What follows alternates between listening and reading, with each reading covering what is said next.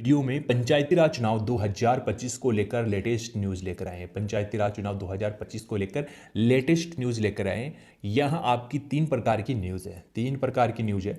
वो तीनों ही आपके लिए इम्पोर्टेंट है। यदि आप भी सरपंच और पंच पे पोस्ट पे चुनाव लड़ना चाहते हैं तो आपके लिए महत्वपूर्ण अपडेट है। पहला अपडेट है सीटों का आवंटन कैसे होगा, यानी कि आपको ग्राम पंचायत में जो अभी सीट मिल रही है, जैसे कि इस बार आपकी ओबीसी की सीट थी, पिछली बार आपकी जनरल की सीट थी, अब कौन सी सीट आएगी, एससी एसटी की सीट थी पिछली बार, जैसे कि 2019 के चुनाव में आपकी कौन सी सीट थी, एससी की सीट थी या ओबीसी की सीट थी, जनरल की सीट थी, जनरल महिला की सीट थी, ओबीसी महिला की सीट थी, तो वो किस प्रकार तय होगी और इस बार कौन सी सीट जो आरक्षित की जाएगी निर्वाचन विभाग की ओर से, वो हम आपको बताएंगे। सबसे पहले यहाँ काफ़ी सारे रूल्स जो है निर्वाचन आयोग को कंप्लीट करने होते हैं। सबसे पहला रूल्स क्या है निर्वाचन विभाग का, कि जनसंख्या के आधार पर सीटों का श्रेणीवार निर्धारण व उनका आवंटन के दो अलग अलग प्रक्रिया हैं। यानी कि जनसंख्या के आधार पर सीटों का सबसे पहले श्रेणीवार निर्धारण किया जाता है जनसंख्या का, ठीक है, सीटों वार। इसके बाद जो है इसमें दो अलग अलग प्रक्रिया हैं। जनसंख्या आधारित आरक्षण के लिए सीटों का निर्धारण 2011 की जो जनगणना है उसके आधार पर ही किया जाता है। लेकिन इसके बाद आपको बताया कि 3 नंबर में आपको क्या अपडेट बताया गया है, अनुसूचित जाति, अनुसूचित जनजाति, अन्य पिछड़ा वर्ग, यानी कि आपकी जो सीट है एससी है, एसटी है और ओबीसी है, वर्ग के लिए श्रेणीवार आवंटन वर्तमान चक्रानुक्रम साइकिल जिसके आधार पर गत चुनाव संपन्न करवाए गए थे के अनुसार ही किया जाए जब तक कि वह पूरा नहीं हो जाता। ये अभी आप देख सकते हो 3 नंबर में आपको लेटेस्ट न्यूज़ बताई है और ये इंपॉर्टेंट आप सभी के लिए सीट आवंटन को लेकर। इसमें आपको बताया जैसे कि इस बार आपकी अनुसूचित जनजाति की पोस्ट 2019 में, अभी आपको एग्जाम्पल दे रहे हैं, आपको एग्जाम्पल दे रहे हैं जैसे कि 2019 में आपके ग्राम पंचायत में अनुसूचित जनजाति की सीट थी, तो इस बार अनुसूचित जाति की, इसके बाद ओबीसी की, ठीक है। ये इस प्रकार जो है आपका साइकिल जो जिसके आधार पे जो है गत चुनाव हुए उस प्रकार जो है चक्रानुक्रम में आपको जो है ये अपडेट जानने को मिल जाएगा, ठीक है। इसके बाद ऐसी काफ़ी सारी ग्राम पंचायतें हैं जहाँ लॉटरी से सीट आवंटन होती है, ठीक है, लॉटरी से सीट आवंटन होती है। अब आपने देखा होगा कि काफ़ी सारे ऐसे ग्राम पंचायतें हैं जहाँ जनरल की सीट आती है, ठीक है, जनरल की सीट आती है, तो जनरल में आप सभी अप्लाई कर सकते हैं, अभी सभी फॉर्म भर सकते हैं, अपना नामांकन दर्ज कर सकते हैं, पर्चा दाखिल कर सकते हैं, ठीक है, पर्चा दाखिल कर सकते हैं, कोई दिक्कत नहीं है आप लोगों को। जैसे कि ओबीसी की सीट आई है तो ओबीसी में भी जो ओबीसी वाले हैं वो पर्चा दाखिल कर सकते हैं, एससी एसटी वाले अप्लाई कर सकते हैं, जो एससी एसटी की सीट यदि आती है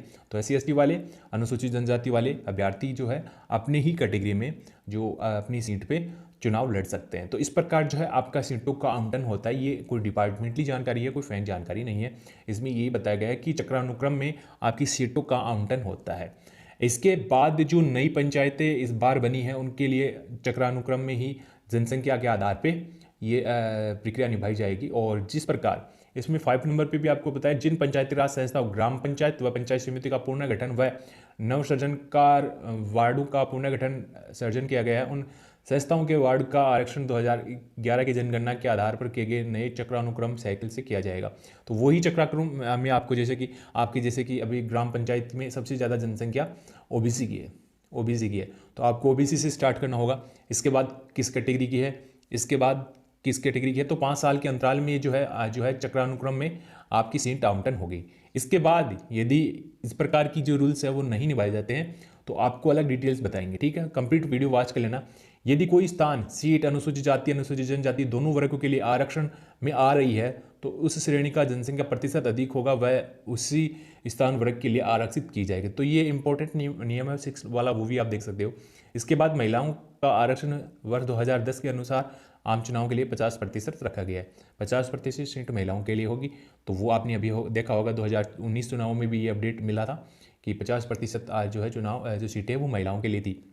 इसके बाद अनुसूचित जिन क्षेत्र की के लिए जो विशेष व्यवस्था की गई है उसके अकॉर्डिंग आपको यहाँ जानकारी बताई गई है। इसके बाद आपको 10 नंबर पॉइंट में बताया गया है कि कार्यवाही में जहाँ आरक्षण के लिए नोटरी निकाली जाए वह नियम 7 की पालना में लॉटरी के लिए निर्धारित समय स्थान तिथि की सूचना संबंधित विधानसभा सदस्य को दी जानी है। यदि किसी विधानसभा क्षेत्र में एक से अधिक पंचायती समितियां हैं तो समय पर स्थान तिथियों का निर्धारण इस प्रकार किया जाए कि प्रत्येक विधानसभा सदस्य को प्रत्येक लॉटरी के समय उपस्थित रहने का अवसर मिल सके।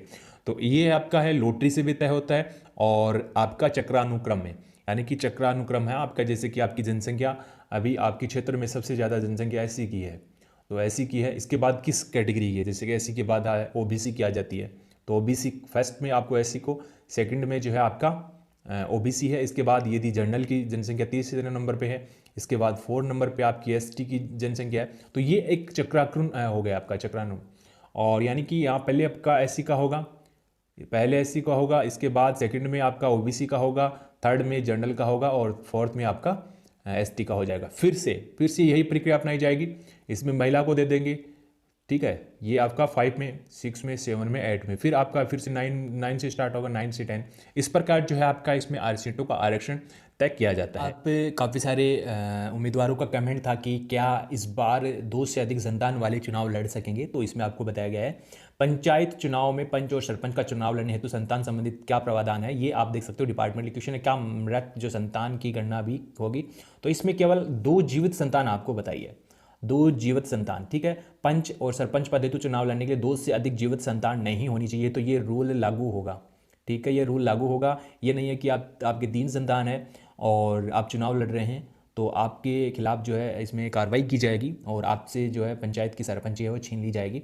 गोद में दी गई संतान जैविक के माता पिता की संतान गिनी जाएगी, ठीक है। तो गोद आपने किसी की संतान गोद ली है तो वो जो है उसके जैविक माता पिता है उनकी ही मानी जाएगी। ये नहीं है कि आपके 3 संतान है और आपने किसी को गोद दे दी चुनावों के लिए तो वो आपकी संतान ही गिनी जाएगी, ठीक है। यदि कोई अपडेट समझ में नहीं आ रहा तो आप हमें कमेंट कर सकते हैं। कल इसको लेकर 7 कमेंट आए थे, 7 कमेंट की जो संतान संबंधित है वो डिटेल्स हमें दोबारा बताइए, तो ये आपको दोबारा बता दिए। और भी कोई क्वेश्चन है तो आप कमेंट कर सकते हैं।